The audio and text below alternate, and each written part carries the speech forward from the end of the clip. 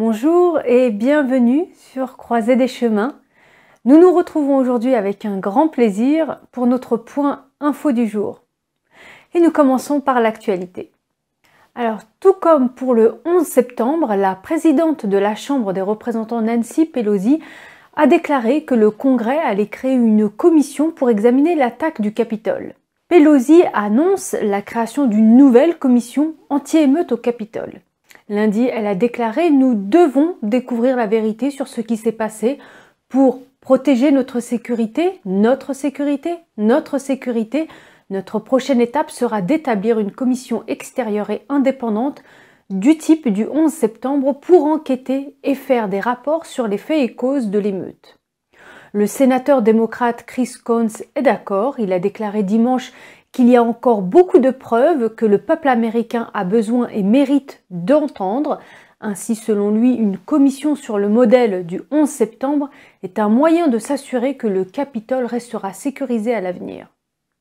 Cela intervient après que le général Russell Honore ait suggéré dans son rapport qu'une commission complète était nécessaire. Les républicains ont également approuvé l'idée d'une enquête, mais indépendante.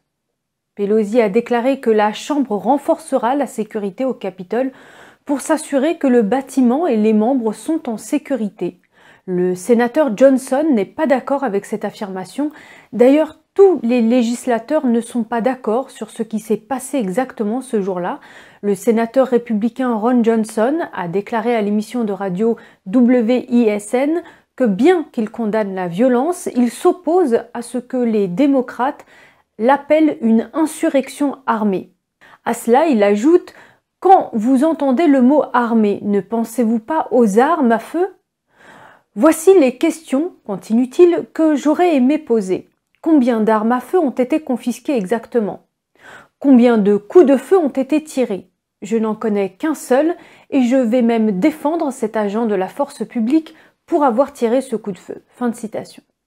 Il a blâmé les groupes d'agitateurs pour la violence, mais pas les dizaines de milliers de partisans de Trump qui étaient là. Le républicain Mike Johnson est d'accord avec cette analyse. Il a déclaré à Breitbart News Sunday que les démocrates ont utilisé la mise en accusation pour faire passer les partisans de Trump pour des criminels. Il a déclaré, je cite, « Ils voulaient assimiler toutes ces dizaines de milliers d'électeurs de Trump, tous ces partisans, tous ceux qui sont venus au rassemblement, ils voulaient les assimiler aux quelques centaines de criminels qui sont venus et ont saccagé le Capitole. » Selon lui, la destitution est désormais une arme politique pour le parti majoritaire qui pourrait utiliser cette arme contre les présidents qu'il n'aime pas. Justement, à ce propos, les avocats de Trump ont soutenu qu'une insurrection, contrairement à une émeute, est un mouvement organisé agissant dans le but express de renverser et de prendre possession des pouvoirs d'un gouvernement, ajoutant que le discours de M. Trump n'était pas un acte encourageant un mouvement organisé à renverser le gouvernement des États-Unis. Le Sénat a acquitté M. Trump ce week-end avec 57 contre 43 voix pour la condamnation de M. Trump. Il était à 10 voix près des 67 voix nécessaires pour la condamnation. Le vote a blanchi Trump de l'accusation d'incitation à l'insurrection, une accusation que ses avocats ont dénoncée comme un mensonge monstrueux qui ne reflète pas la réalité de ce qui s'est passé le 6 janvier. À son tour, Pelosi doit rendre des comptes. Aujourd'hui, Pelosi est confrontée à des questions sur ses actions avant, pendant et après l'assaut du Capitole du 6 janvier. Le Parti républicain exige des réponses de la part de Pelosi sur le 6 janvier. En effet, en tant que présidente de la Chambre, Pelosi a un rôle décisif pour assurer la sécurité de toutes les personnes qui visitent le complexe du Capitole. 4 républicains lui demandent pourquoi la demande de soutien de la garde nationale proposée initialement par M. Trump a été refusée. Quelles sont les conversations avec son personnel et ses officiers sur ce sujet? Et pourquoi son équipe ne se conforme pas aux demandes de remise du matériel liées à l'événement du 6 janvier?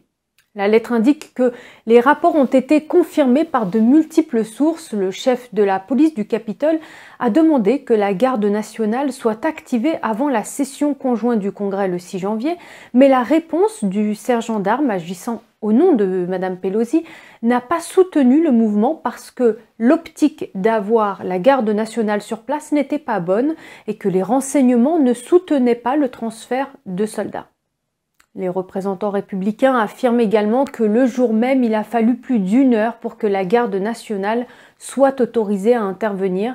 Ils demandent pourquoi la demande de M. Sun, qui est chef de la police du Capitole pour le soutien de la garde nationale, le 4 janvier a été refusée, alors que le sergent d'armes Paul Irving a obtenu la permission du personnel de Pelosi le 4 janvier avant de refuser la demande de Sun pour la garde nationale. Quelles conversations, conseils ont été donnés au sergent d'armes sur la sécurité jusqu'au 6 janvier et quelle a été la réponse lorsque Sund a demandé le soutien de la garde nationale et pourquoi les officiers de la Chambre refusent de se conformer aux demandes de remise des documents relatifs aux événements du 6 janvier. Les événements du Capitole, je vous le rappelle, se sont soldés par la mort de 5 personnes, dont l'officier de police du Capitole Brian Sicknick. Aujourd'hui, les républicains de la Chambre des représentants s'interrogent sur la nécessité de déployer la garde nationale dans la capitale jusqu'à l'automne prochain. Nous avons notamment une députée du Michigan, Lisa McClain, et d'autres républicains de la Chambre qui demandent à la présidente Pelosi d'expliquer son raisonnement. Lisa McClain a déclaré à Fox News que les seuls briefings qu'elle et ses collègues ont eus sur cette question ont été faits par les médias qui ont dit que les troupes pourraient être là pour rester jusqu'à la fin de l'automne. McClain a dit qu'elle a demandé à Pelosi un briefing sur les raisons pour lesquelles ils ont besoin de troupes ici pendant si longtemps, mais elle a dit qu'ils n'ont reçu aucune information. En effet, il faut savoir que la présence de la garde nationale a un prix élevé. Le simple fait de les maintenir jusqu'à la mi-mars coûtera aux contribuables environ un demi-milliard de dollars. McClain a déclaré, je cite, « C'est incroyable qu'elle puisse faire cela sans aucune divulgation, sans aucune information et continuer à dépenser de l'argent sans aucun briefing. Ça n'a aucun sens pour moi. » Fin de citation. Les officiels ont déployé des dizaines de milliers de troupes à Washington pour aider à la sécurité après la violation du Capitole. McClain siège à la commission des services armés de la Chambre des représentants. Elle veut savoir pourquoi les troupes restent si longtemps. Elle a dit, je cite, « Dites-moi juste pourquoi, j'ai l'impression qu'il y a un croque-mitaine sous mon lit. » Fin de citation. Environ 5000 soldats devraient rester jusqu'au 15 mars, mais apparemment Pelosi a déjà prolongé leur déploiement. Ce n'est pas la première fois. Déjà en fin janvier, 42 républicains de la Chambre ont envoyé une lettre à Pelosi l'exhortant à lever les barricades entourant le Capitole. En effet, le premier signataire de la lettre, le député Ted Budd, a déclaré qu'il y avait des craintes que cela devienne une clôture permanente de style militaire. Et en parlant de sécurité, le département de police de Minneapolis est en manque actuellement de personnel suite aux troubles de l'été dernier. Le conseil municipal veut maintenant dépenser 6 à 4 millions de dollars pour recruter de nouveaux agents. Minneapolis dépense des millions pour recruter plus de policiers.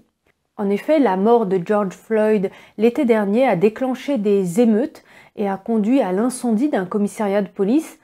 Les militants ont demandé le démantèlement du service de police. Les officiers ont quitté les forces de l'ordre en nombre record. Maintenant, Minneapolis n'a pas assez de policiers. En effet, certains habitants se plaignent d'une augmentation des crimes violents et de l'allongement des délais d'intervention de la police. Ils font pression pour que davantage d'agents soient engagés. Le conseil municipal a voté à l'unanimité vendredi pour approuver le financement supplémentaire demandé par la police. Le service dit qu'il n'a que 638 agents disponibles pour travailler, soit environ 200 de moins que d'habitude. Après la mort de Floyd et les troubles qui ont suivi, un nombre sans précédent d'agents ont démissionné ou sont partis en congé médical prolongé. Dans l'Utah à présent, le gouverneur républicain Spencer Sox signe un nouveau projet de loi assouplissant les règles de port d'armes dissimulées dans son État. La nouvelle loi sur les armes à feu de l'Utah permet aux propriétaires d'armes de porter une arme dissimulée en public sans permis. Elle s'applique aux propriétaires légitimes d'armes. Elle s'applique aux porteurs légitimes d'armes âgés de plus de 21 ans.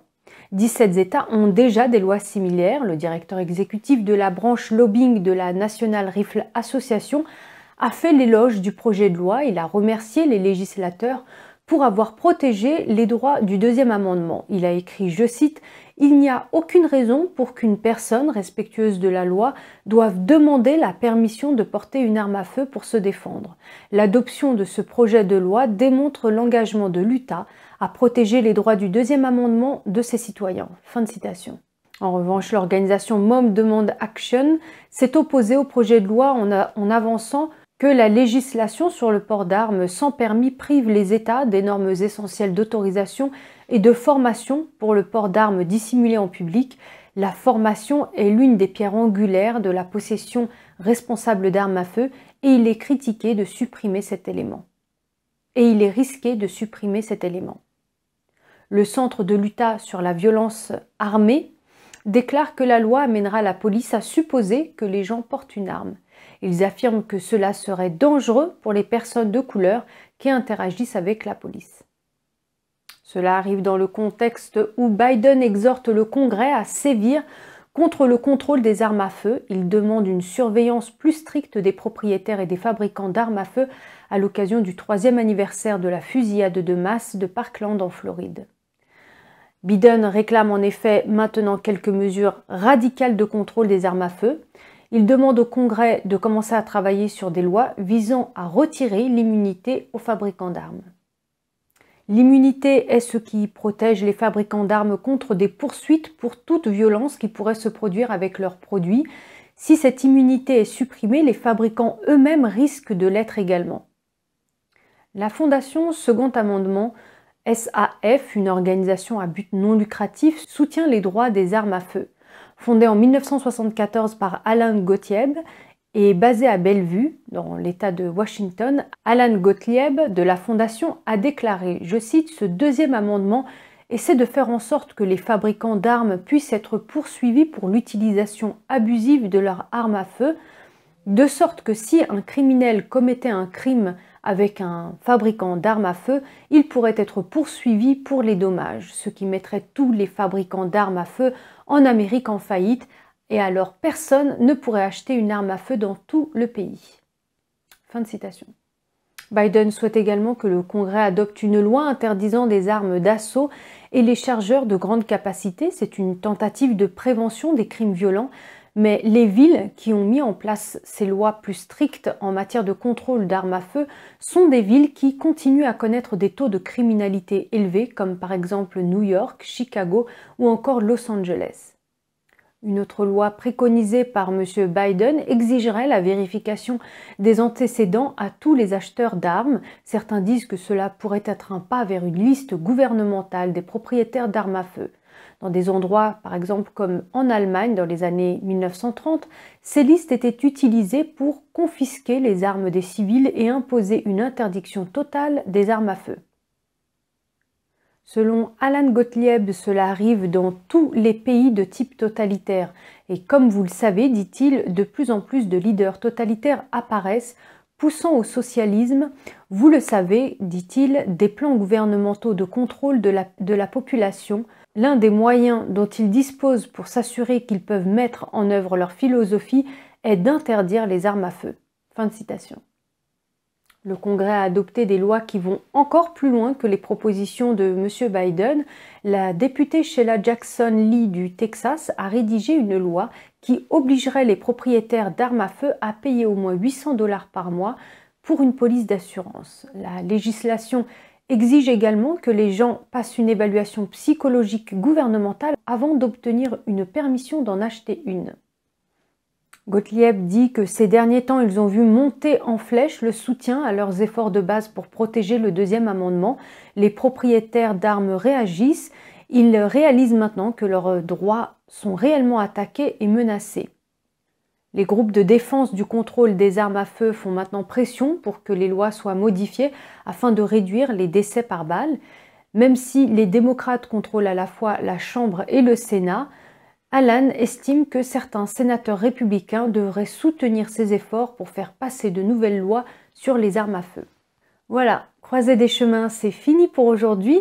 Mais dites-moi ce que vous en pensez, dites-moi ce que vous pensez de cette loi que Biden souhaite faire passer et du positionnement des propriétaires d'armes à feu avec le second amendement. J'aimerais bien avoir votre avis.